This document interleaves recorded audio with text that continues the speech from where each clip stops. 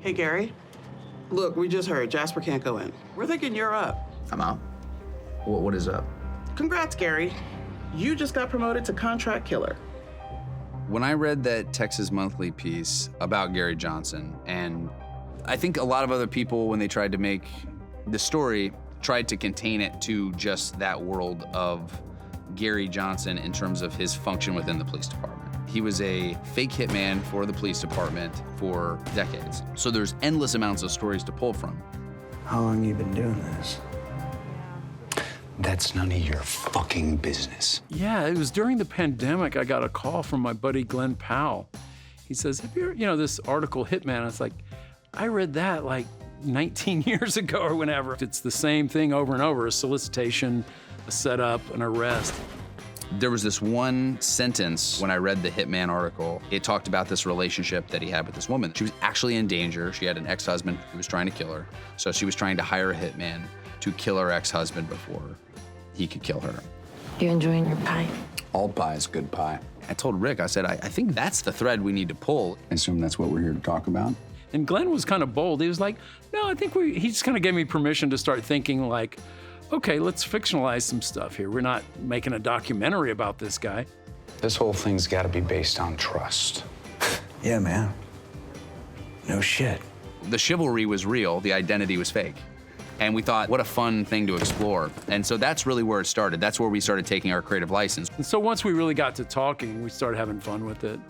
And somewhere along the way, we were just talking about it. I said, Glenn, we work well together. Let's just work on this script together. Rick and I have been working together since I was like 14, 15 years old. We worked together for the first time on Fast Food Nation, had a great experience. And when we got to team up on Everybody Wants Some, I think Rick really saw me as a potential collaborator, because I think the way he works is he really leans into the people that he's on set with. Just so happy this is how it's all going for you.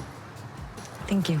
Once we had this incredible ensemble and put all of their brains on it, it became kind of this new organism. And that's really what makes Rick, I think, singular director, is he really looks at filmmaking as a team sport. He brings everybody in there, and I think it sings because of it. Are you gonna introduce me to your friend? What I love about both Rick and Glenn, the first thing they both told me were like, we want your take on it, and we want you to kind of mold Madison to you. And I had never had that opportunity to have so much to say in my character. For the record, I love people. And yet you killed them. There was no ego when bouncing off ideas. A lot of the sex scenes weren't in the script. And when they were talking about, oh, maybe we do like a little montage of this, a montage of that, the Puerto Rican in me came out. I was like, let's make this movie fucking sexy. Can we make this sexy? I'm like, I got this part. Just leave this one to me. Please unbuckle your seatbelt. It's for your own safety. Yeah, one of the most fun things was when we realized the real Gary Johnson did alter his looks, customizing his look to the solicitor. We just really went to town on that. Probably went a little overboard. Like Miami Vice. Yeah. There's a complicated individual here who's sort of having the most controlled version of an existential crisis. When people do go through a midlife crisis, it's what we all do. We try on different clothes and we try on different wardrobes. And what Gary Johnson is able to do is he does that for his work. You're young. You'll be making yourself an orphan. That's the point. The people you're dealing with are so out there to begin with, to believe what they believe, and they're so kind of desperate. They've suspended rationality so completely at the point they're doing what they're doing that Gary can, in fact, dress up this way, and it's believable. I don't need your reasons or your fucking business plan. Give me the name and the money. Aye, straight to business. I'm kind of proud to have made a New Orleans movie that's kind of a suburban New Orleans movie. He lives out of town a little bit in a boring little house that doesn't look like New Orleans at all. But that was kind of Gary's life. We're making a comment on that. There's an underbelly there and a volatility that we were hoping to capture too that I think comes through. We're about to go into the deep end of the pool here.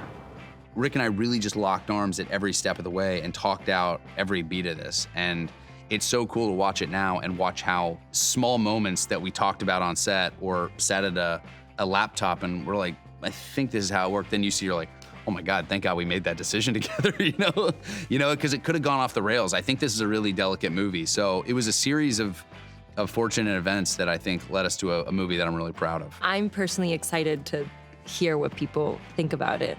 I just hope people have fun with it and not try to pinpoint exactly what it is.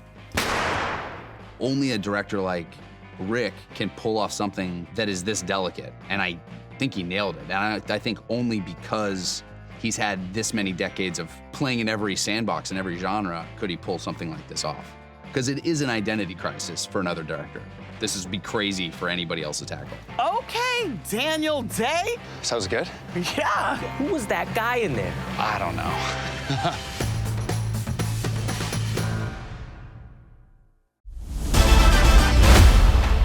彼はプロのおとり捜査官。